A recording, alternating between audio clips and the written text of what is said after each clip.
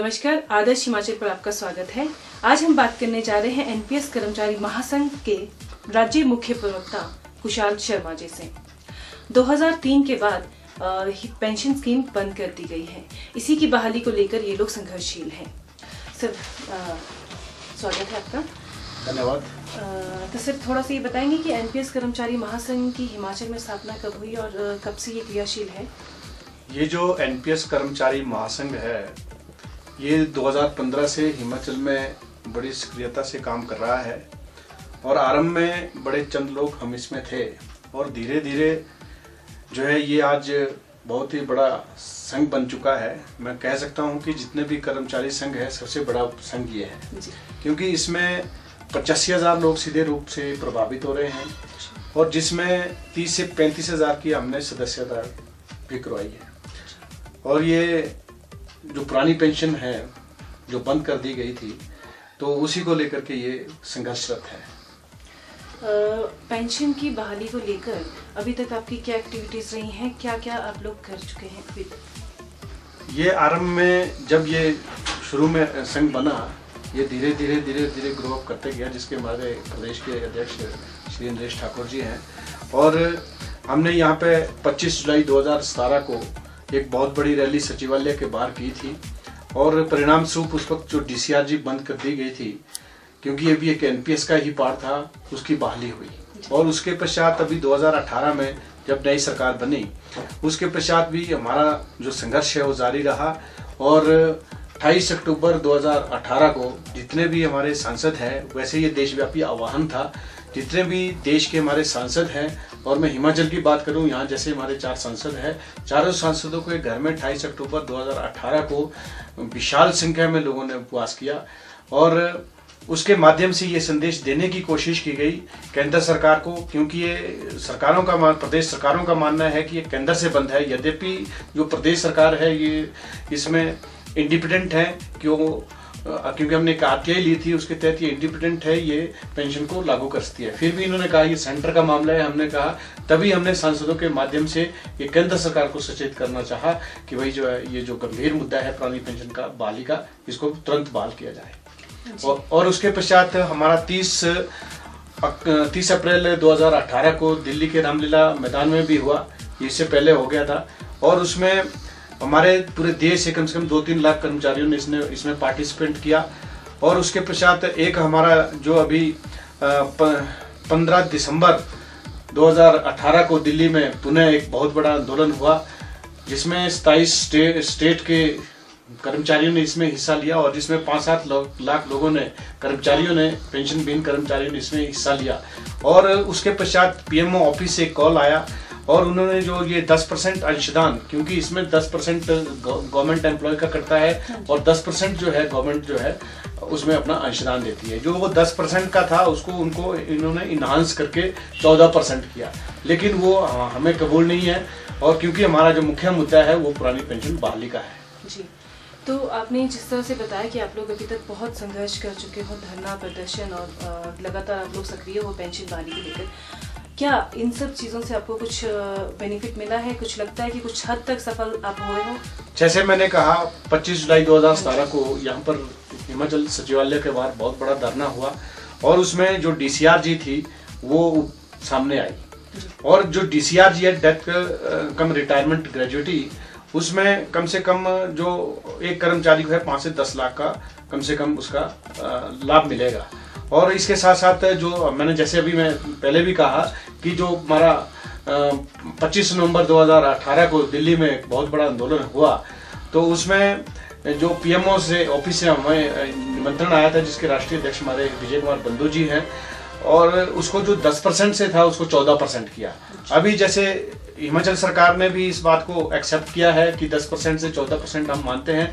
अभी हमारा तपोवन में पीछे 15 दिसंबर को काफ़ी बड़ी रैली हुई थी तपोवन में, जिसमें माननीय मुख्यमंत्री हिमाचल प्रदेश श्री जयराम ठाकुर जी स्वयं भी आए थे और उन्होंने बड़ी सहानुभूति तरीके से इस बात को एक्सेप्ट किया।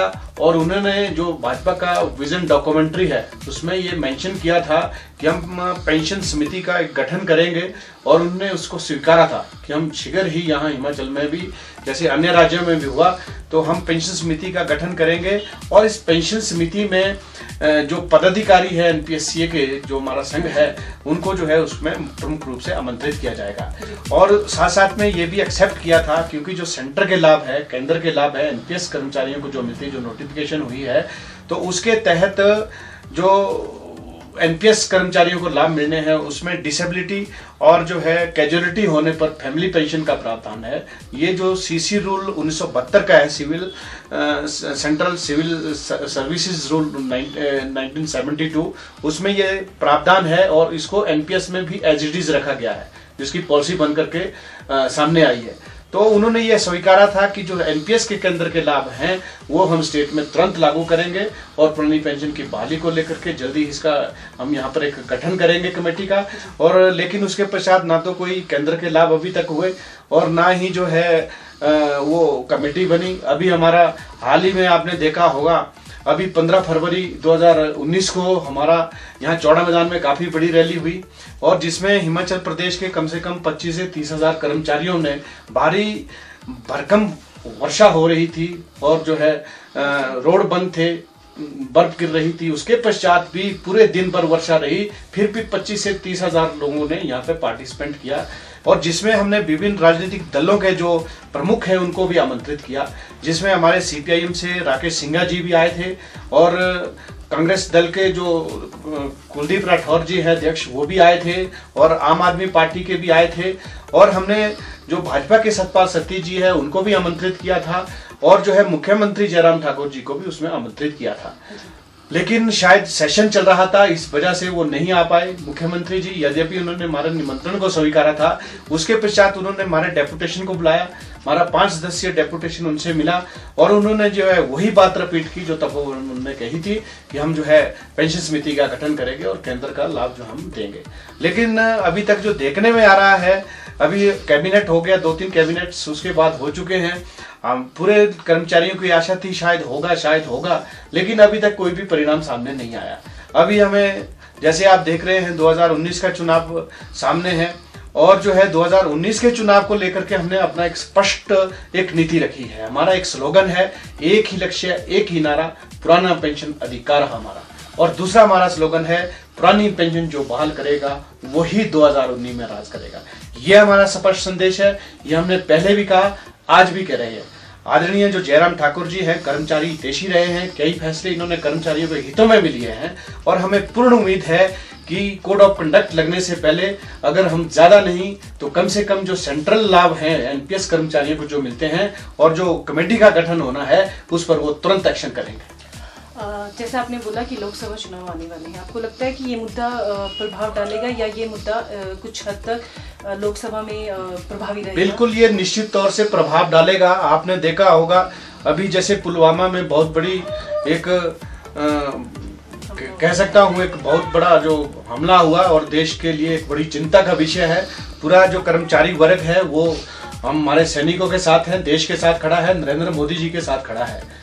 और जो वो अर्धसैनिक बल के जो मैक्सिमम लोग वहां पर जो जवान मारे गए, शहीद हुए, वो भी जो है इस एनपीएस के अंतर्गत आते हैं। आज वो शहीद हो गए। पूरे जो जितने भी हमारी जो गैस जो संस्थाएं हैं वो उनके सम्मान में जगह जगह जो है कोई कैंडल मार्च कर रहा है, कोई भारत माता की जय हम बोल रहे हैं।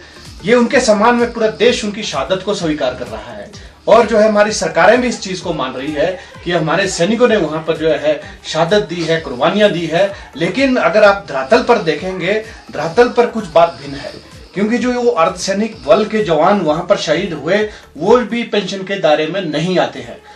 और जो है इसके साथ साथ आज जो जंतर मंतर में इसी विषय को लेकर के जो शहीद हुए वहां पर अर्धसैनिक बल के जवान, उन्हीं को उसी विषय को लेकर के जंतर मंतर पर आज भी हमारा वो सैनिकों का धरना चल रहा है, जिसको NMOPS जो national movement for old pension scheme है, उसके हमारे लोग भी वहां पर, बल्कि मुझे भी स्वयं जाना था लेकिन मौसम की खराबी की वजह से कुछ कारण रहे मैं नहीं जा पाया, लेकिन हमारे काफी लोग वहां पर आज गए और सैनिकों के साथ जो है उनके साथ जो है पूरी ताकत के साथ खड़े हैं, ताकि जो शहीद हुए सैनिक है वो भी जो है इस एनपीएस के दायरे में आते हैं और जो शहीद का दर्जा है वो भी लिखित तौर से उसमें कहीं नहीं है। तो हम चाहते हैं उनको शहीदों का दर्जा मिले और जो है पुरानी पेंशन जो है उनके तहत उनके परिवार को फैमिली पेंशन मिले। तो आपको लगता है कि आने वाले चुनावों में आपने कहा कि मुद्दा प्रभावशाली रहेगा आपका पेंशन वाली का, तो आपको लगता है कि एनडीए गवर्नमेंट या फिर कोई भी जो गवर्नमेंट आगे रिपीट करती है गवर्नमेंट या कोई दूसरी गवर्नमेंट आती है, क्या इस मुद्दे को मतलब वो पेंशन बहाली कोई गंभीरता से सोचेंगे? क्या अभी उनको लगेगा कि हाँ पेंशन बहाल होनी चाहिए? बिल्कुल, ये बात राजनाथ सिंह जी ने भी स्वीकारी थी, हम उनसे मिले थे, नितिन गडकरी जी ने भी स्वीकारी थी। ये बात अलग है कि हमारे जो वित्त मंत्री और कानून मंत्री देश के रहे हैं और अपने क्या नाम अरुण जेटली जी, उनका बयान थोड़ा सा डिफरेंट आया, जिसको जो है कर्मचारियों में भारी निराशा भी हुई, क्योंकि एक कानून मंत्री जो खुद स्वयं जो है सुप्रीम कोर्ट में वकालत करते हैं और सुप्रीम कोर्ट के निर्णय को जो है देश के अंदर लागू करते हैं, अगर वो इस तरीके का स्टेटमेंट दे कि पेंशन को किसको देना किसको नहीं देना इस संसद का काम है, न्यायालय का काम नहीं है, थोड़ा अट्टा पट्टा सा जरूर लगता है। इवन की जो दूसरे पीयूष गोयल जी है, उन्होंने हमें पूरा आश्वासन दिया कि जो है हम जो है इस पर जो है गंभीरता से बात करेंगे और जो है आने वाले समय में इसमें कोई ना कोई सोल्यूशन हम निकालेंगे। और जहां तक दूसरी पॉलिटिकल पार्टीज की बात है, जो केजरीवाल जी आम आदमी पार्टी के जो हैं वो भी वहां पर आए थे और उन्होंने दिल्ली में जो है उसी दिन जो है रेजोल्यूशन पारित करके जो है पुरानी पेंशन बहाली का रेजोल्यूशन पारित किया। और उसके पश्चात जितने भी बड़े बड़े दल है आपने देखा प्रावधान होना चाहिए, लेकिन आज जो है 2003 में आकर के जब जो बेसिक स्ट्रक्चर था देश का वो बिल्कुल डेवलप हो चुका था, उसमें जितने भी हमारे चाहे रोड की बात करें, चाहे हेल्थ इंस्टीट्यूशन की बात करें, चाहे आप जो है स्कूलों की बात करें, जितना भी जो मेन इलेक्ट्रिसिटी की बात करें, जो मूलभूत सुविधाएं थी देश की वो बिल्कुल विकसित हो चुकी थी। आज बड़े बड़े इंडस्ट्रीज लग रहे हैं, देश की संपदा, आप जीएसटी लागू कर रहे हैं, इस तरीके से जो देश का जो इकोनॉमिकल स्टेटस है वो ग्राफ बड़ा है। और जो है आप कह रहे हो कि किसी का हक छीन करके उसको डिस्ट्रीब्यूट करके ये देश की तरक्की नहीं हो सकती है। देश की तरक्की बड़े जो औद्योगिक घराने के लोग हैं उनसे नहीं आंकी जाती है, देश की तरक्की जो है लास्ट का नागरिक कहाँ खड़ा है उससे आंकी जाती है। पेंशन को एक सोशल सिक्योरिटी के तौर पे लिया जाता है और इस सोशल सिक्योरिटी के ना होने से किस तरह की परेशानियां झेलनी? बिल्कुल सही पूछा आपने। ये जो सिक्योरिटी है, ये जो पेंशन है, ये हम कोई खैरात नहीं मांग रहे हैं, ये कोई हम भीख नहीं मांग रहे हैं, ये हमारा संवैधानिक अधिकार है। आप देखिए एमएलए एमपीज को देखिए, लाखों रुपया इनको पेंशन के रूप में, एक शपथ लेते ही जो है इनको पेंशन लग जाती है, जबकि जो है ये स्वयं यानी कि वॉलंटरली आते हैं, ये कोई नौकरशाह में नहीं आते हैं और जो वॉलंटरली आते हैं और देश के अंदर जितना भी जो मूलभूत सुविधाएं हैं उनको मिल रही है, मेडिकल फैसिलिटीज परिवार सहित इनको मिल रही है, विदेशी दौरों के लिए पैसा मिल रहा है, रहन सहन ठहरने के लिए मिल रहा है, 15,000 रुपया मोबाइल का भत्ता मिल रहा है, जबकि मोबाइल आजकल मुफ्त चल रहा है और इस तरीके की फैसिलिटीज इनके लिए हैं। लेकिन जब आम नागरिक मांगता है कोई किसी चीज को तो कहते हैं हमारे को देशभक्ति का पाठ सिखाया जाता है। छोटे लोगों को देशभक्ति का पाठ सिखाया जाता है और खुद मलाई खा करके जो है देश को जो है उसको डुबोने में तुले है। यह हम स्पष्ट रूप से कहना चाहते हैं। लोकसभा चुनावों के रिगार्डिंग एक चीज़ और पूछना चाहती हूँ कि आने वाले दिनों में चुनाव आने वाले, क्या संघ कोई स्पोर्ट या फिर कोई इस तरह की बात करता है चुनावों के दिनों में, या फिर ये बोला जाए कि इसके साथ ही फ्यूचर की और क्या प्लानिंग है कि मतलब इसके साथ मतलब लोकसभा चुनावों को लेकर भी और बाकी चीज़ें? बिल्कुल आपने सही कहा। अक्सर नेता लोग ये सोचते हैं, वो चतुर बनते हैं, क्लेवर, वो ये भूल गए हैं कि आपसे ज्यादा पढ़ा लिखा शिक्षक, डॉक्टर और इंजीनियर और कर्मचारी बाहर बैठा है।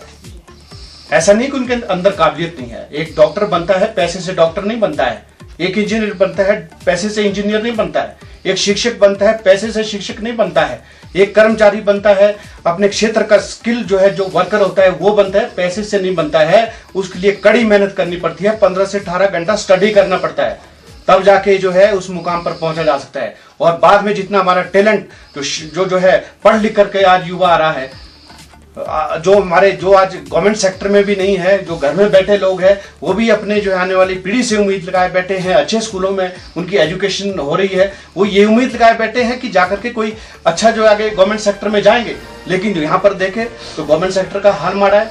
और जैसे आपने कहा कि भाई जो आने वाले चुनाव में निश्चित तौर से इसका फर्क पड़ेगा। जितनी भी पार्टियां हैं, बड़ी बड़ी पार्टियां हैं, चाहे छोटी पार्टियां, जितनी भी क्षेत्रीय है, चाहे राष्ट्रीय दल है, उसका जो आम वर्कर है वो कहीं ना कहीं इस मुद्दे से जुड़ा है। बेशक वो काम उस पार्टी के अंदर कर रहा है, लेकिन वो इस मुद्दे से जुड़ा है क्योंकि वो चाह रहा है कि जेन्युइन बात है, क्योंकि उसका बच्चा भी इसके अंदर है, किसी का पति उसके अंदर है, किसी की पत्नी उसके अंदर है, किसी के भाई बहन उसके अंदर है, किसी का बेटा उसके अंदर है। तो ये ऐसा नहीं है, जितने भी पॉलिटिकल पार्टीज के आम वर्कर है उनके लोग भी इस एनपीएस सिस्टम के साथ जुड़े हैं। और इस बात का जो है, चाहे रूलिंग गवर्नमेंट में भी है, वो हमारे को इस बात का प्रोत्साहन देते रहते हैं कि आपका मुद्दा जेन्युइन है। और हमने जो है, एक बात मैं भूल गया था, हमने यहाँ पर जितने भी एमएलएज हैं हमने उनको ज्ञापन दिए, जितने मंत्री हैं उनको हमने ज्ञापन दिए, मुख्यमंत्री जी को कई बार ज्ञापन दिया, और इस तरीके से ज्ञापन हमने हमेशा दिया और सबने हमारे प्रति सहानुभूति रखी कि ये जो जेन्युइन मामला है। अगर भाई जेन्युइन मामला है तो इस बात को आप इंप्लीमेंट क्यों नहीं कर रहे? अब ये बात चली जैसे जो राजनीतिक दल है कि भाई ये भुनाने की कोशिश करेंगे, जैसे राहुल गांधी जी का स्टेटमेंट आया, केजरीवाल जी का स्टेटमेंट आया, सीपीआईएम का स्टेटमेंट आया। स्टेटमेंट देने से हम बात को स्वीकार नहीं करेंगे। हमने बल्कि उन्हें भी कहा, ठीक है भाई, अगर आप हमारे को सपोर्ट करते हैं तो कम से कम इस बात को आप पार्लियामेंट के अंदर उठाइए। ऐसा नहीं है कि कबार में आकर के बार आप बयानबाजी कर लेते हो कि हम आपके मुद्दे के साथ आपके साथ हैं, लेकिन जब आप पार्लियामेंट के अंदर जाते हैं, विधानसभा के अंदर जाते हैं, वहां आपके जबान को फेविकॉल लग जाता है। इस तरीके से बात नहीं होगी, क्योंकि कर्मचारी कोई ऐसा नहीं है। 1947 से पहले लोग अनपढ़ हुआ करते थे, लेकिन आज जो है, चाहे घर में भी व्यक्ति बैठा है वो भी एक पढ़ा लिखा है, ग्रेजुएट आजकल नॉर्मल ही है। आज देश में काफी जो हमारा लिटरेसी रेट है काफी बढ़ गया है। हम भी कोई बेवकूफ नहीं है जो उनकी बातों में, सबकी बातों में आ जाए। हमने कहा आप अगर गंभीर है, आप जो इस मामले को पार्लियामेंट के अंदर उठाइए, विधानसभा के अंदर उठाइए, और जहां आपकी सरकारें सत्तासीन है वहां पर इस पॉलिसी को लागू करिए, तब तो हम माने। ऐसा नहीं है कि हाईजैक करके आंदोलन को हाईजैक कर दिया, वाहवाही मंच से लूट ली, हम भी आपके साथ है, ये बात हम बिल्कुल स्वीकार नहीं करेंगे। अगर इस तरीके का चलता रहा तो समय दूर नहीं होगा जब ये सत्तासीन सड़कों पर हो गए और जो हमारा जो कर्मचारी, शिक्षक, अधिकारी, पढ़ा लिखा लोग है वो जो है सत्ता के अंदर हो गए। हमसे बात करने के लिए बहुत बहुत धन्यवाद सर। बहुत धन्यवाद जी, आपका भी बहुत बहुत धन्यवाद। ये थे हमारे साथ एनपीएस कर्मचारी महासंघ के राज्य मुख्य प्रवक्ता कुशाल शर्मा। इन्होंने हमें बताया कि प्रदेश में 85,000 और देश में लगभग 60 लाख लोग इससे सीधे तौर पर प्रभावित हैं। 2015 से ये लोग पेंशन बहाली के लिए काफी सक्रिय हैं और सक्रियता से काफी काम भी कर रहे हैं।